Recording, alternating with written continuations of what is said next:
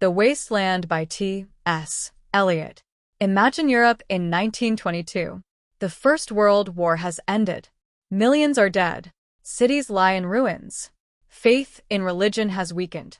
Traditional values have collapsed. People are surrounded by modern technology, yet they feel more isolated than ever before. Out of this atmosphere emerged one of the greatest poems in the English language, The Wasteland by T.S. Eliot. When it was published in 1922, many readers thought it was confusing. Even today, students often find it difficult because it shifts suddenly between speakers, languages, myths, religions, and cultures.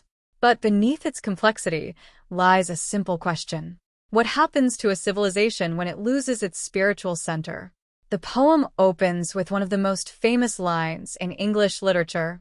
April is the cruelest month. Why would April, the season of spring and rebirth, be cruel? Because for Eliot, new life also means painful memories.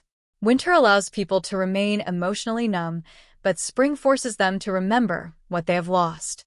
Immediately, Eliot reverses the traditional symbolism of nature. Instead of celebrating renewal, he presents a world that has become spiritually barren. This is why the title The Wasteland is so significant. The wasteland is not merely a physical desert.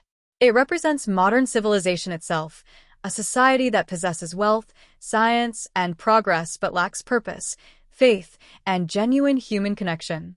The poem consists of 5 sections. The first, The Burial of the Dead, introduces fragmentation. Different voices appear without warning.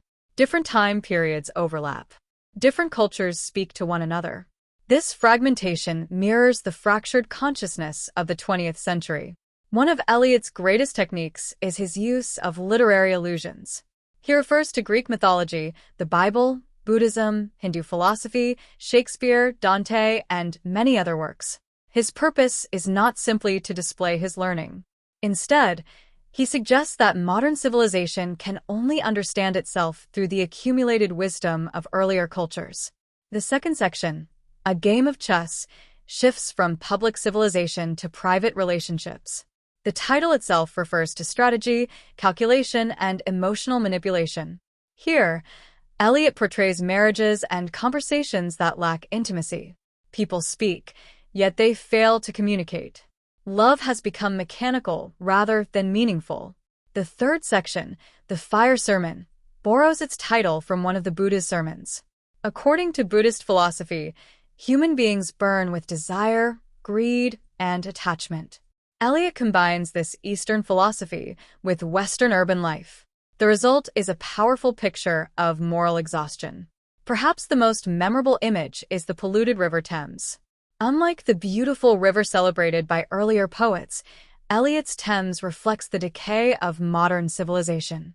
The fourth section, Death by Water, is remarkably short. It tells the story of Phlebas the Phoenician. Water traditionally symbolizes purification and rebirth.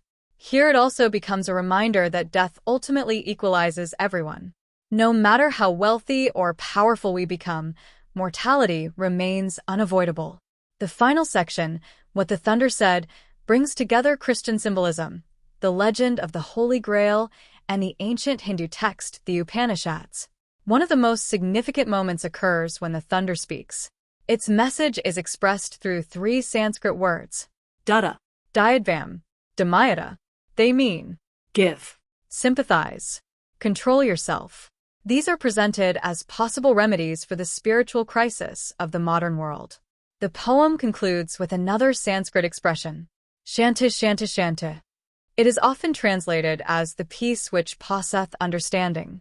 Rather than offering certainty, Eliot ends with the hope that peace may still be attainable.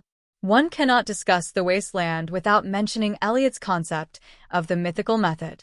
Instead of telling a straightforward story, Eliot organizes modern experience through ancient myths.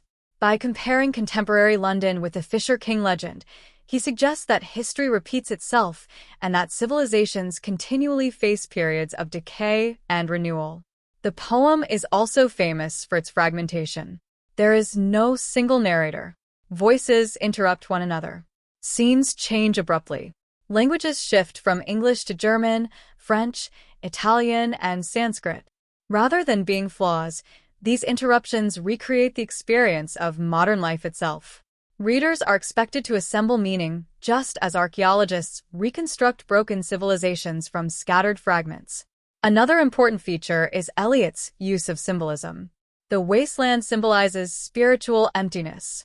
Water symbolizes both death and regeneration. The river reflects moral pollution. Thunder symbolizes divine wisdom. Even silence becomes meaningful because it reveals humanity's inability to communicate.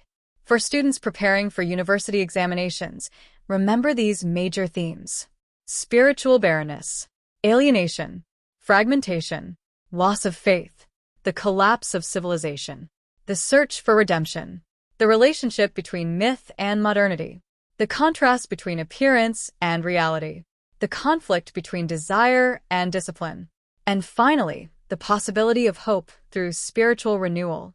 Perhaps the most remarkable achievement of The Wasteland is that although it describes Europe after the First World War, its questions remain deeply relevant today. We live in an age of constant information but declining attention. We are more connected digitally than ever before, yet many people feel increasingly lonely. Technology has advanced rapidly, but many still search for meaning. In this sense, Eliot's Wasteland has never completely disappeared. The poem reminds us that true civilization depends not only upon economic progress, but also upon compassion, self-control, wisdom, and spiritual depth.